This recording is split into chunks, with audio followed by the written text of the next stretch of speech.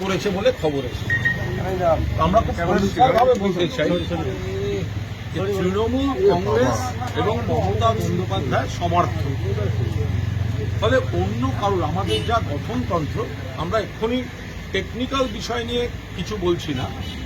ওনাদের শুনলাম সব দিল্লি থেকে সব লয়ার ছিলেন, আমাদেরও আইন ইত্যাদি সব আলাদা, আমরা তো সে বিষয়ে বলছি। কিন্তু বিষয়টা হচ্ছে যে আমাদের দলের যা স্ট্রাকচার, ওয়ার্কিং কমিটি, চেয়ারপারসন, তাতে এগুলো করার এখতিয়ার ওদের নেই। এখন তারপরেও আমরা কিছু জিনিস শুনেছি, ঠিক আছে।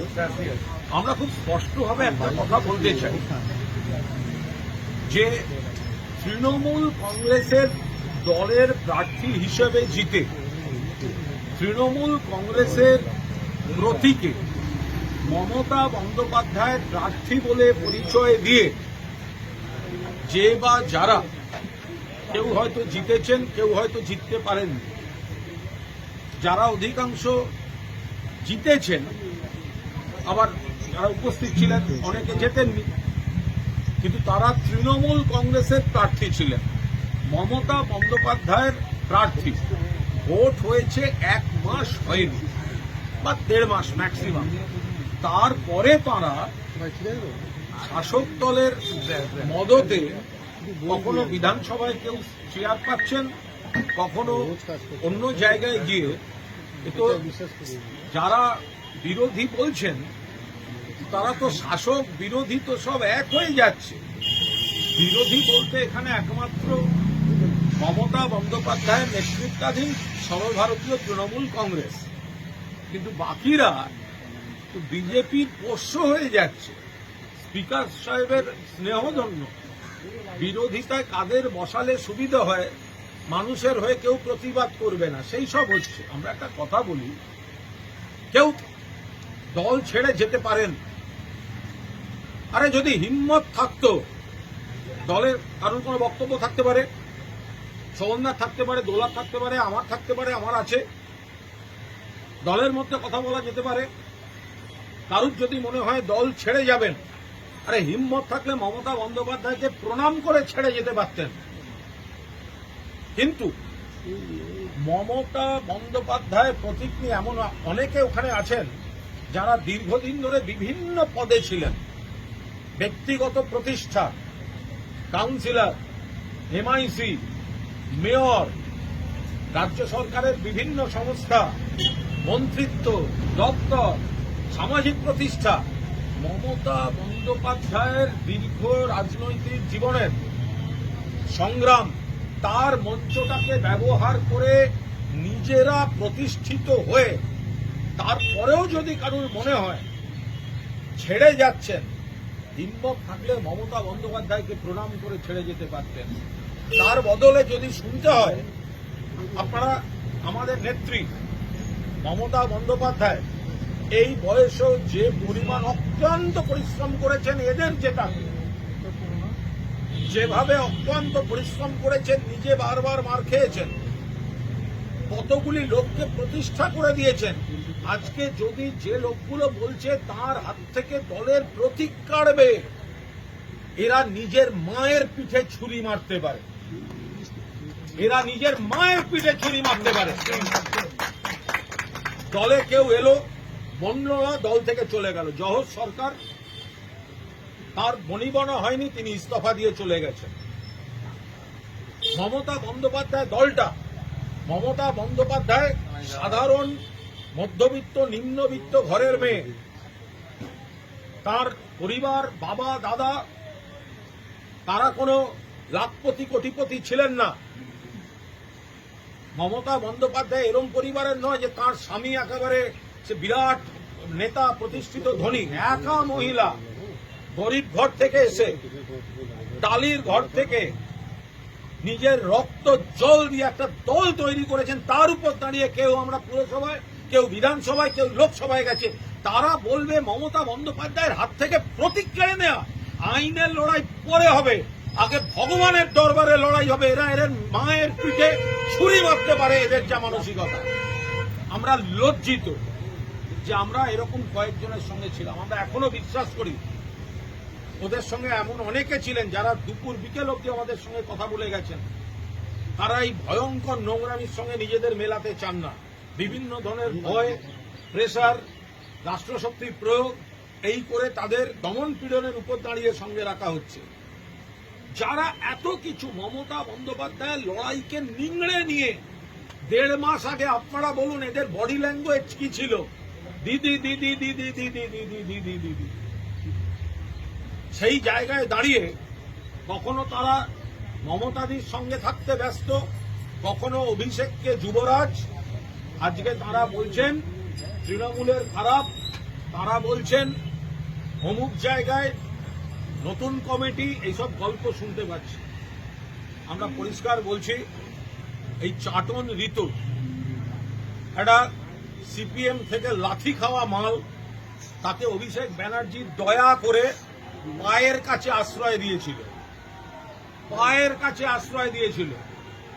তাকে কখনো পাঠানো হয়েছে, কখনো মমতাজি কমিটিতে রেখে তাকে একটা পুনর্বাসন দিয়েছেন, কখনো তাকে দেয়া হয়েছে, কখনো দেয়া হয়েছে রাজ্যসভা, কখনো বিধানসভা।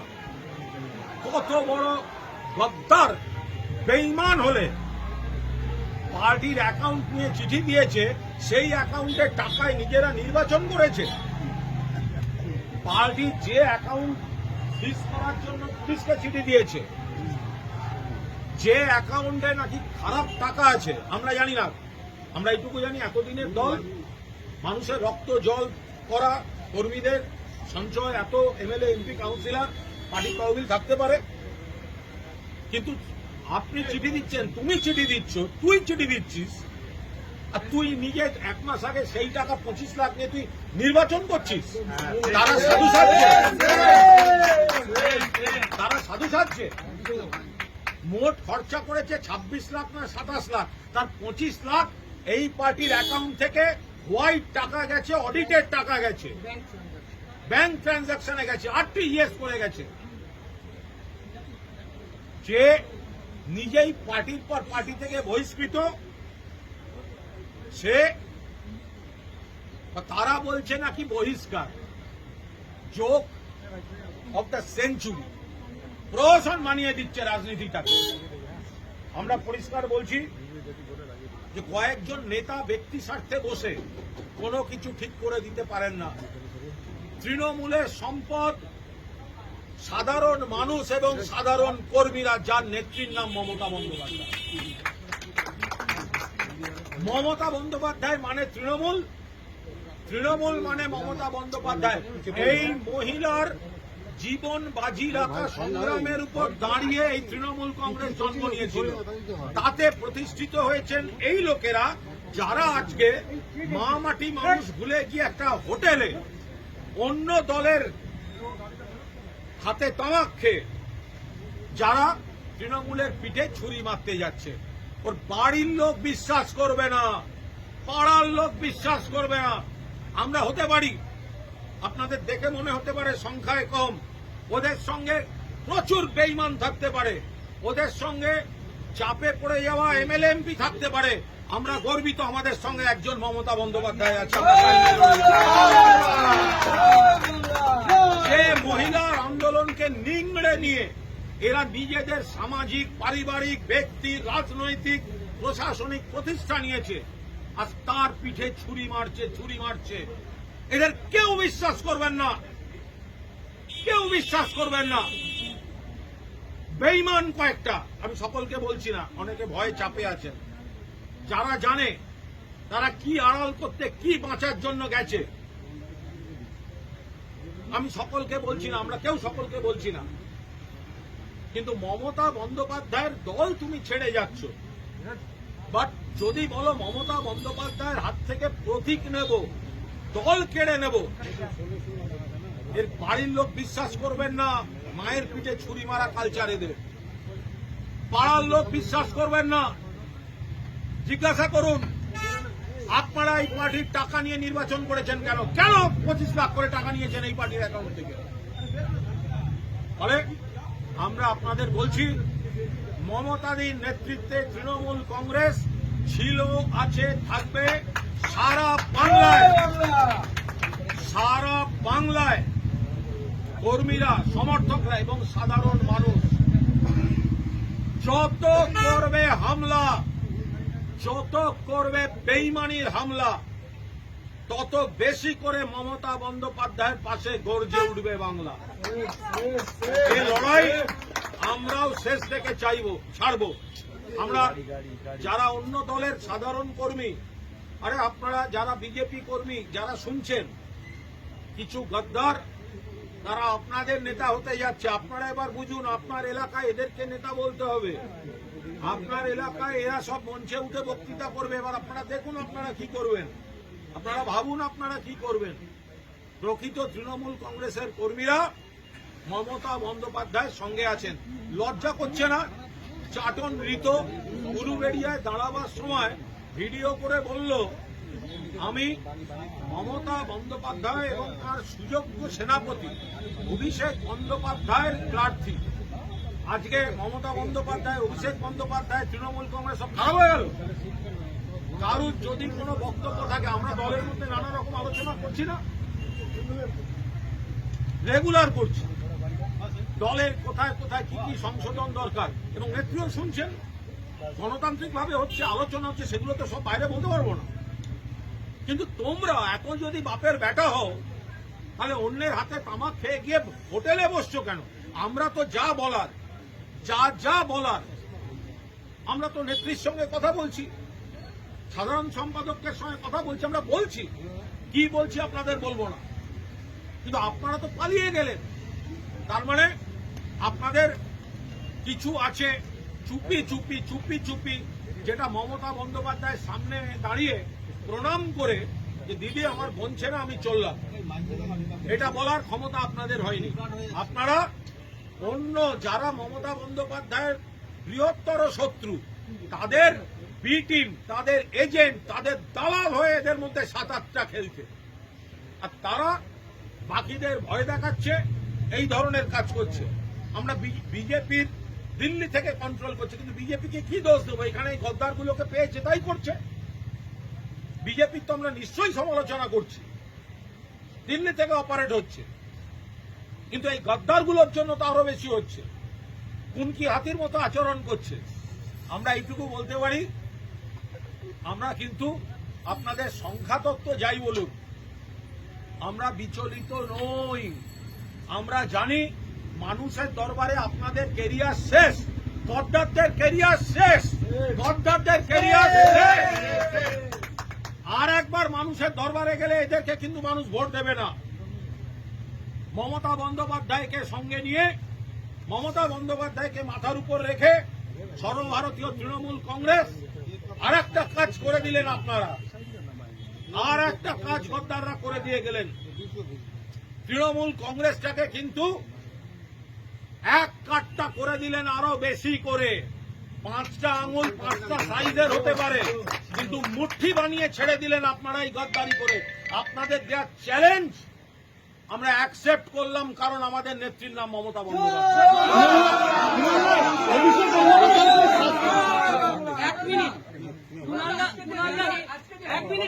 হিন্দি বলবেন 1 মিনিট। আমি শুধু একটা কথা অ্যাড করতে চাই, কুণালদা বলেছেন, তাও সারসংক্ষেপ, মানে সামাপের মতন করে।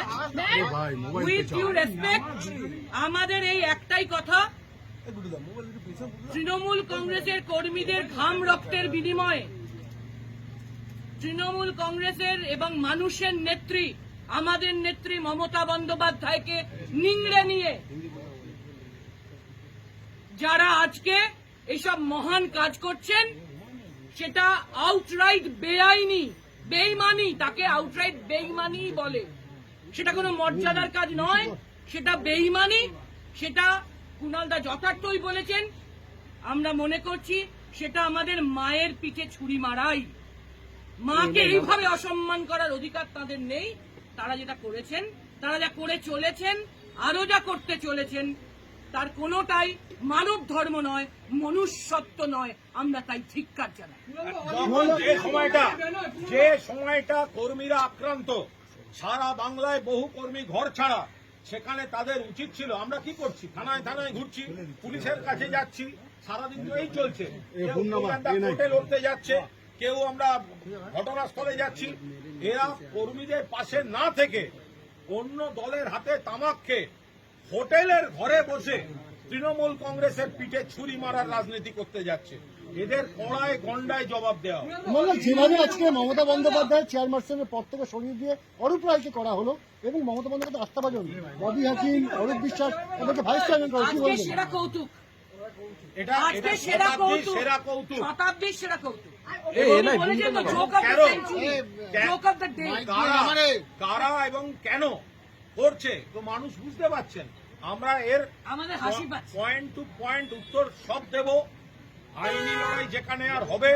কিন্তু আমরা শুধু এই অংশটাই বলছি, আরে যদি ফেরত দেওয়ার হয়, আপনারা যে মন্ত্রিত্ব, যে সামাজিক সম্মান, যে প্রতিষ্ঠা, পারিবারিক সম্মান, এলাকায় যা পেয়েছেন, সেগুলো আগে মমতা বন্দ্যোপাধ্যায়ের পায়ে ফেরত দিয়ে যান, তারপর বড় বড় কথা বলবেন। কারণ বলুন, আমরা তো যা বলেছি তাতে যদি বাংলা ভাষায় না বুঝতে অসুবিধা হয় আপনাদের প্রবলেম। আমাদের যা যা বলার আমরা সবটাই বলেছি। অভিষেক বন্দ্যোপাধ্যায়কে উনি সাসপেন্ড মানুষের করা নেত্রী, হচ্ছে, মানুষই শেষ কথা বলবেন, আপনারা দেখবেন খুব। অভিষেক বন্দ্যোপাধ্যায়কে সাসপেন্ড করছেন ঋতব্রত তৃণমূল। আরে যে তৃণমূল যে করছে ঋতব্রত সে নিজে বহিষ্কৃত। ও তো হচ্ছে চাটন ঋত, চাটন ঋত যে করছে সেকে তো, ওকে তো, আরে আমরা কি বলবো। কদিন আগে মুখ্যমন্ত্রী, যখন মুখ্যমন্ত্রী বিরোধী দলনেতা ছিলেন, তখন তো মুখ্যমন্ত্রীকেই এই ঋতব্রত নিয়ে জিজ্ঞাসা করা হয়েছিল। মুখ্যমন্ত্রী, আজকের মুখ্যমন্ত্রী, তিনি তো বলেছেন, তো উনি তো বলেছেন, তো আমাদের তো বাড়তি বলতে হচ্ছে না, না। একজন আমার কথা, বহিষ্কৃতর কি অধিকার যে নিজে বহিষ্কৃত, আরেকজনকে বহিষ্কার করার? এর থেকে বড় হাস্য কৌতুক আর কিছু নয়। সিপিএম থেকে বহিষ্কৃত, তৃণমূল থেকে বহিষ্কৃত, তিনি আবার কি বহিষ্কার করছেন? চাটন ঋত। ওরা এমন করে ছেড়েছে, আগের দিন তো দেখলাম শুভেন্দু অধিকারীকে, শুভেন্দুদা তার জুতো পালিশ করছে, শুভেন্দু অধিকারী মাননীয় মুখ্যমন্ত্রী, কিন্তু বিরোধী দলনেতাও তো স্পিকারের সৌজন্যে বিজেপির হয়ে গেছে। এখন বিরোধী বলতে মানুষের কথাটা বলবে কে? এদের যত আপনারা তৎপরতা দেখেছেন, গত কয়েকদিন ধরে মুখ্যমন্ত্রীর কাছে গিয়ে হকারদের ওপর অমানবিক আচরণ বন্ধ হোক, কারা বলেছে? এই শোভনদেব চট্টোপাধ্যায়ের আমরা বলেছি। যেগুলো সমস্ত সন্ত্রাস, তার বিরুদ্ধে থানায় কারা যাচ্ছে? আমরা যাচ্ছি। মুখ্যমন্ত্রীর কাছে কারা গেছে? আমরা গেছি। তো যারা বলছে বিরোধী দলনেতা, তারা তো চেয়ার পাওয়ার জন্য আর পিঠে ছুরি মারার জন্য হোটেল রাজনীতি করে যাচ্ছে। কুণাল, একটা বিষয় সেটা হচ্ছে যে আজকে আমরা দেখলাম অরূপ বিশ্বাস তিনি গেলেন মেসি কাণ্ডে হাজিরাইতে, বেরিয়ে বললেন মমতা বন্দ্যোপাধ্যায়ের সঙ্গে রয়েছি, তারপরে তার নাম ঘোষণা হচ্ছে বিদ্রোহী তৃণমূল কংগ্রেসের ভাইস চেয়ারম্যান পদে, কি বলবেন? এবং এটা সম্পূর্ণ, এটা নিয়ে আমরা এই মুহূর্তে কোনো মন্তব্য, আমরা এটাই বলবো, মানুষই জবাব দেবে। আমরা মায়ের প্রতি এই অসম্মানের জবাব মানুষ দেবেন, আপনারা অপেক্ষা করে এবং দেখুন। শেষ প্রশ্ন করবো, তৃণমূল কংগ্রেসের লোগো এবং অল ইন্ডিয়া তৃণমূল কংগ্রেস নাম যেভাবে ব্যবহার করা হচ্ছে, আপনারা কি আইনি পথে হাঁটবেন? সম্পূর্ণভাবে বেআইনি কাজ করা হয়েছে, অনধিকার কাজ করা হয়েছে, এটা করা সম্ভব না। যদি এরা এই কাপুরুষোচিত অন্যের হাতে তামাক খেয়ে কাপুরুষের মতো কাজ করেছে, যদি হিম্মত থাকতো, মমতা বন্দ্যোপাধ্যায় যদি মুখ্যমন্ত্রী হতেন, তাহলে কি আর আমরা এখানে তিনজন দাঁড়িয়ে থাকতাম? ওখানে আলো করে যারা বসে আছেন তারাই এখানে দাঁড়িয়ে থাকতেন, তখন আমাদের তিনজনকে পাওয়া যেত না। যদি মুখ্যমন্ত্রী মমতা বন্দ্যোপাধ্যায় হতেন, এরাই এখানে এসে দাঁড়িয়ে থাকতো, এরা হচ্ছে দি করে যেত। তো সুতরাং আরে তারা এখন গেছে ওখানে, এবার তাদের কি নৈতিকতা, তাদের কি রাজনৈতিক